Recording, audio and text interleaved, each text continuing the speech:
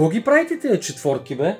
Ау, тази е третата подред за ремонт. Айде да ви взимам с мен и да гледаме какво става. Стартираме традиционно с нашата визуална инспекция и съвсем логично и очевидно може да забележите колко прахоляк има по въздуховодите на конзолата. А и няма как иначе, все пак, защото тя оттам диша. Вътре положението не е по-различно. Вентилаторът е пълен с фин прахоляк, като ситуацията е сходна и с зоната около твърдия диск.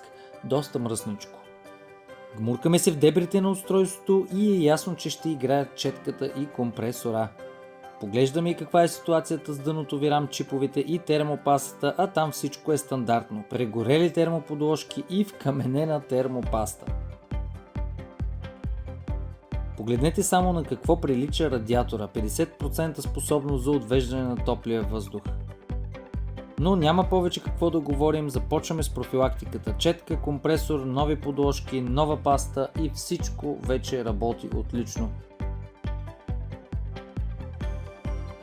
Дори захранването е щастливо.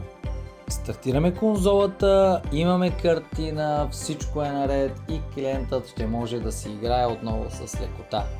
Конзолката работи отлично. Клиентът е доволен, ние сме щастливи. Най-доброто, което може да се случи.